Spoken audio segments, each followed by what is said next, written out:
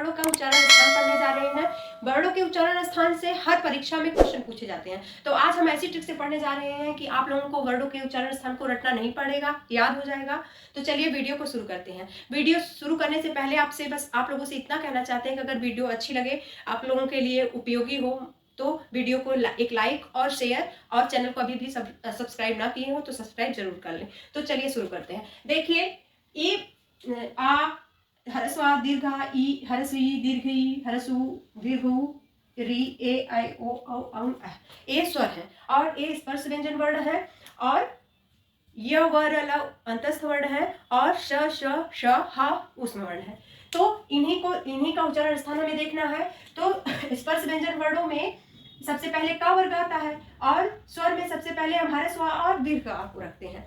तो का वर्ग के साथ हम ह्रस्व और दीर्घ आ को रख लेते हैं। इसके बाद क ख ग घ ङ हो गया। अब देखेंगे कि और कौन सा वर्ड इस वर्ग के उच्चारण स्थान के साथ बोला जाता है। तो ये अह जो है, अह का नाम क्या है? विसर्ग। इसको विसर्ग कहते हैं, इसको विसर्ग कहते हैं। और अंतस्थ वर्णों में ऊष्म वर्णों में हा होता है। तो इन इतने वर्णों का उच्चारण स्थान कंठ है।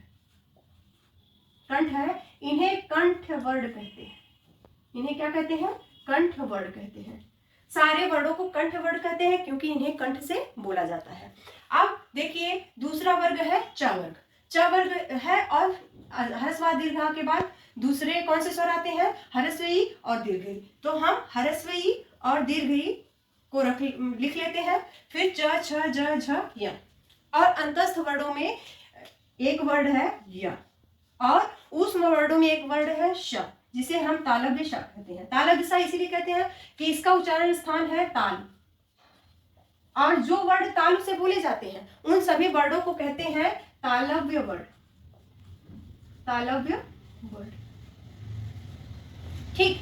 अब आइए तीसरे वर्ग के तीसरे वर्ण पे आइए। तो वर्ग के जो तीसरे वर्ण है कि ये ट वर्ग है। ट ठ ड ढ ड़। तो इसके साथ री को रखिए।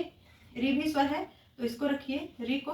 और ट ठ ड ढ ड़ हो गया।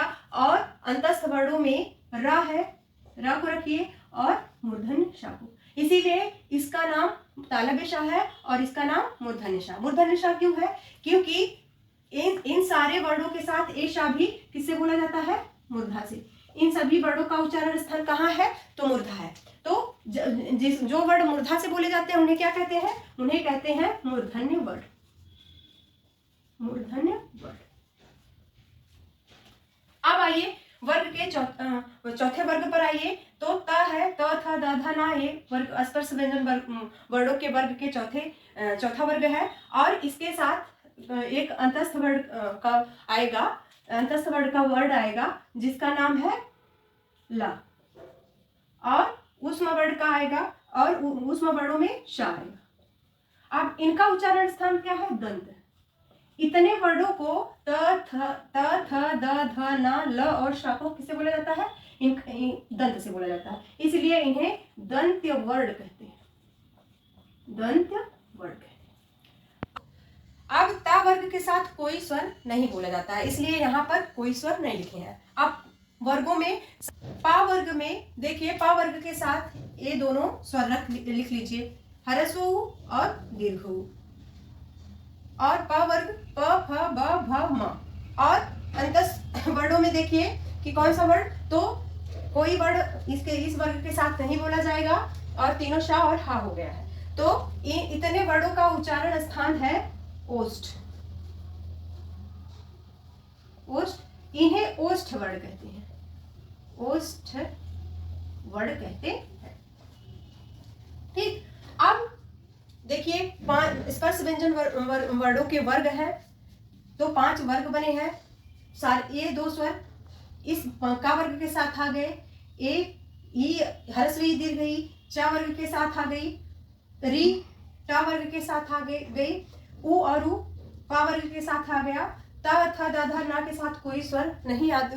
इनका जो उच्चारण स्थान है, इनके उच्चारण स्थान के साथ कोई स्वर वर्ण नहीं बोला जाता है, इसलिए यहाँ पे किसी स्वर को नहीं लिखे हैं। तो देखिए इसमें स्पर्श व्यंजन वर्ण आ गए, जो है सारे स्वर आ गए, अंतस्थ वर्ण आ गए और ऊष्म वर्ण आ गए।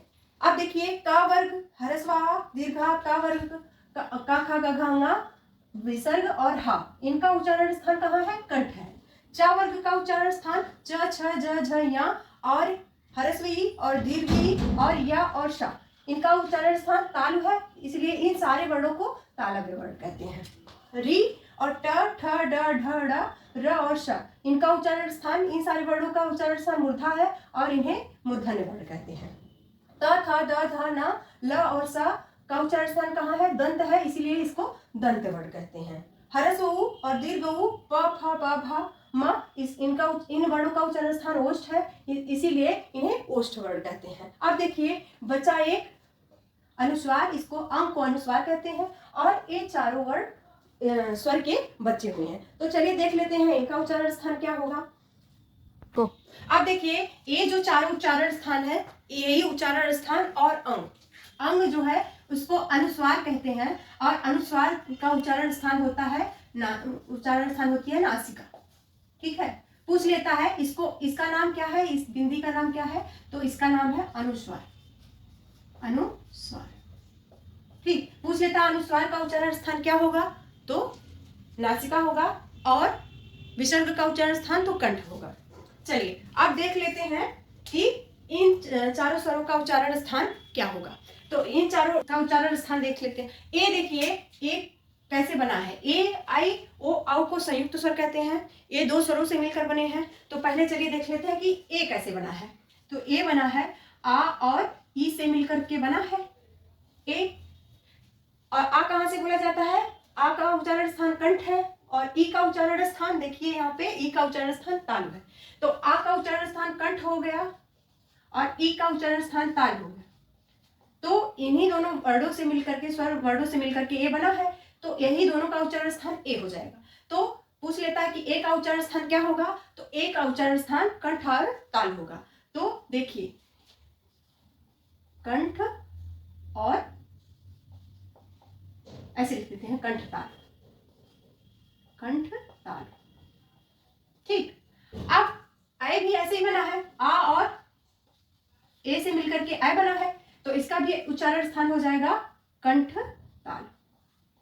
ठीक, ए और ऐ का उच्चारण स्थान हो गया कंठ और ताल। हमने बता दिया कैसे, आ कंठ से बोला जाता है, ई तालु से बोली जाती है, इसीलिए इन दोनों वर्णों का उच्चारण स्थान इसमें रहेगा। अब देखिए ओ कैसे बना है? तो ओ बना है आ और उ से मिलकर के ओ बना है। आ कहाँ से बोला जाता है? देखिए आप लोग यहाँ पे आ कहाँ से बोला जाता है? आ का उच्चारण स्थान कहाँ है? तो कंठ है, तो आ कंठ हो गया। उ देखिए उ का उच्चारण स्थान है ओष्ठ, तो आ और उ का जब उच्चारण स्थान ओष्ठ है तो इन दोनों वर्णों से मिलकर के ओ बना है, तो इसीलिए इन दोनों वर्णों का उच्चारण स्थान ओ में रहेगा। इसलिए ओ का उच्चारण स्थान पूछ लेगा तो क्या हो जाएगा? कंठोष्ठ। क्या हो जाएगा? कंठोष्ठ। औ कैसे बना है? औ का आ और ओ मिलकर के का उच्चारण स्थान है, आ भी कंठ से बोला जाता है, ओ कंठोष्ठ। तो इन दोनों का जो उच्चारण स्थान होगा ये औ में रहेगा, इसीलिए औ का भी उच्चारण स्थान क्या हो जाएगा? कंठोष्ठ हो जाएगा। ठीक, तो आई और औ, ए और ऐ का उच्चारण स्थान हो गया कंठ तालु, ओ और औ का उच्चारण स्थान हो गया कंठोष्ठ। अब देखिए नासिका, नासिका से क्या बोला जाएगा? तो नासिका से बोला जाएगा अनुस्वार। अनुस्वार अभी हमने बताया था, इसका नाम अनुस्वार है और इसको बोला जाता है नासिका से। अंतस्थ वर्णों में बचा था वा का उच्चारण स्थान हमने नहीं बताया था, तो वा का उच्चारण स्थान देखिए एग्जाम में पूछ लिया जाता है, इसका उच्चारण है दंतोष्ठ। वा का उच्चारण स्थान दंत और ओष्ठ, ओठ और दांत से बोला जाता है, इसलिए वा का उच्चारण स्थान हो गया दंतोष्ठ। और देखिए वर्गों के पांचवें वर्ण जो है, जो सभी वर्ग है स्पर्श व्यंजन वर्णों के, उनके वर्ग के जो पांचवें वर्ण है, पांचवें वर्ण कौन कौन से हैं? ङा है, या है, ड़ा है, ना है और मा है। ये स्पर्श व्यंजन वर्णों के 5 वर्ग हैं, तो पांचों वर्ग के पांचवें वर्ण हैं। तो इनका उच्चारण स्थान देखिए, अब की बार पूछ लिया था कि इनका ङा का उच्चारण स्थान पूछ लिया था कि ङा का उच्चारण स्थान क्या है, तो क ख ग घ ङ, तो का वर्ग में ङ आता है तो कंठ से बोला जाता है, लेकिन कंठ के साथ साथ इसका उच्चारण नासिका भी होगा।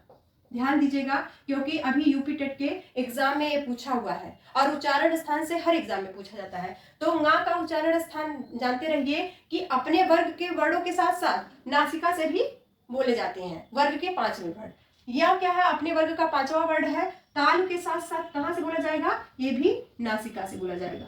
ड़ा टा वर्ग का है, ट ठ ड ढ ड़ा, और किसे बोला जाता है, मूर्धा से बोला जाता है। तो मूर्धा के साथ साथ ये नासिका से भी बोला जाएगा। ये क्वेश्चन आया हुआ है तो इसलिए हम बता दे रहे हैं। ना का उच्चारण स्थान त थ द ध ना दंत से बोला जाता है, इसलिए ये दांत के साथ साथ नासिका से भी बोला जाएगा, नासिका से। और ये प फ ब भ म ओष्ठ वाले वर्ण है, ओष्ठ से बोले जाते हैं। ओष्ठ के साथ साथ कहां से बोले जाएंगे, नासिका से। तो इनका नासिका सब में रहेगा। वर्ग के 5वें वर्णों के का उच्चारण स्थान नासिका के साथ साथ अपने वर्ग के वर्णों, अपने वर्ग के व्यंजन वर्णों का रहेगा। देखिए, ङा उच्चारण स्थान है कंठ, कंठ के साथ साथ नासिका। या का उच्चारण स्थान तालु है, तालु के साथ साथ नासिका।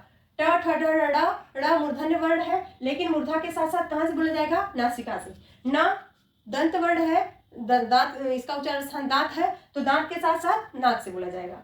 और माँ प फ ब भ म ओष्ठ से बोला जाता है, उसके साथ साथ नासिका से। तो ये क्वेश्चन पूछा गया है, इसलिए हम बता दे रहे हैं। और देखिए, इसमें उच्चारण स्थानों में जो भी डाउट होगा प्लीज कमेंट बॉक्स में जरूर बताइएगा। वीडियो पसंद आएगी तो वीडियो को लाइक करिए, चैनल को शेयर करिए, सब्सक्राइब भी करवाइए। धन्यवाद।